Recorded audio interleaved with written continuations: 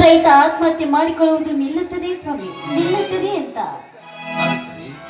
ರೈತರ ಕಷ್ಟ ನಷ್ಟಗಳನ್ನು ವಿಚಾರಿಸಿ ರೈತರನ್ನು ಉದ್ಧಾರ ಮಾಡಬೇಕೆಂದರೆ ಅಣ್ಣಾ ಹಜಾರೆಯಂತಹ ಹೋರಾಟಗಾರರು ನಮ್ಮ ದೇಶದ ಚುಕ್ಕಾಣಿ ಹಿಡಿಯಬೇಕು ಕಣೆ.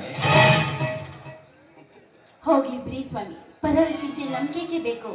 ಆ ಶಿವ ನಮಗೆ 2 ಕೈಗಳನ್ನು ಕೊಟ್ಟಿದ್ದಾನೆ. ಈ ಬಲವಾದ ಕೈಗಳಿಗೆ ಆ ದೇವರು ಇನ್ನಷ್ಟು ಶಕ್ತಿ ಕೊಡಲಿ. ನಾವು ದುಡಿದು ತಿನ್ನೋಣ, ಮಿಕ್ಕಿದ ಆಸೆ ನಮ್ಗೆ ಬೇಕ್ರಿ.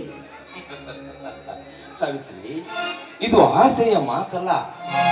ಇಡೀ ನಮ್ಮ ರೈತ ಜನಾಂಗ ಬಿಸಿಲು ಗಾಳಿ ಚಳಿ ಮಳೆ ಎನ್ನದೆ ಭೂಮಿಯಲ್ಲಿ ದುಡಿದು ಇಡೀ ನಾಡಿಗೆ ಅನ್ನ ಕೊಡುವ ಅನ್ನದಾತನ ಮಕ್ಕಳಿಗೆ ನಮ್ಮ ದೇಶ ಹಾರುವ ಸರ್ಕಾರ ಸಹಾಯ ಮಾಡಬೇಕು ಕಣೆ. ಸ್ವಾಮಿ, ನೀವು ಈಗ ತಿರುಕಣ ಕನಸು ಕಾಣ್ತಾ ಇದ್ರ ಅನಿಸುತ್ತದೆ ನನಗೆ. ಸಾವಿತ್ರಿ, ಇದು ರೈತ ಕಾಣುವ ಕನಸು ನನಸಾಗಬೇಕೆಂದರೆ ಇಡೀ ನಮ್ಮ ರೈತ ಜನಾಂಗ ಒಗ್ಗೂಡಿಕೊಂಡು ದುಷ್ಟ ರಾಜಕಾರಣಿಗಳು ಮತ್ತು ಲಂಚಕೋರು ಅಧಿಕಾರಿಗಳ ವಿರುದ್ಧ ನರಗುಂದದ ಬಂಡಾಯದಂತೆ ರಣಕ್ರಾಂತಿಯ ಕಳಹಿಯನ್ನು ಭ್ರಷ್ಟಾಚಾರದಲ್ಲಿ ಓದಿದರೆ ರೈತನ ಹಸಿರು ಕ್ರಾಂತಿಗೆ ಜಯ ಸಿಕ್ಕೇ ಸಿಗುತ್ತದೆ.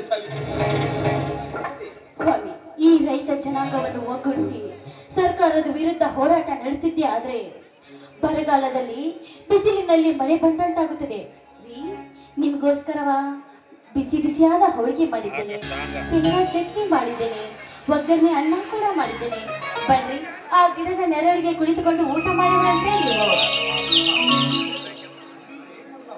ಸಿರಿಯೇ ಸಿಹಿಯಾದ ಸಕ್ಕರೆಯ ಹೋಳಿಗೆ ಊಟಕ್ಕಿಂತ ನಿನ್ನ ಸಿಹಿಯಾದ ಈ ತುಟಿಯಿಂದ ನಿನ್ನ ಪತಿಯನ್ನು ನನ್ನ ಬೆನ್ನಿಗೆ ಮುದ್ದು ಕೊಟ್ಟರೆ ಆ ಸಿಹಿಯಾದ ಹೋಳಿಗೆ ಊಟ ಬಡಿಸಿದಂತೆ ಚಿನ್ನ.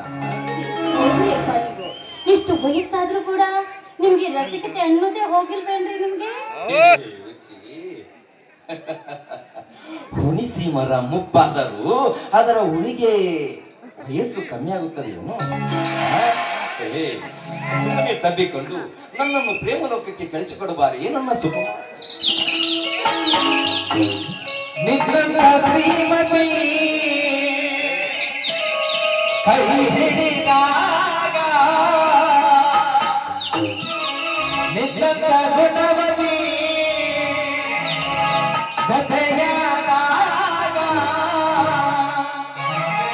ದಿನವೂ ಆನಂದವೇ ಎದ್ದು ಹೀಗೆ ನಾವು ಸಿರಿ ಹಾಡುವಾಗ ಬಗಲು ಸ್ವರ್ಗವೇ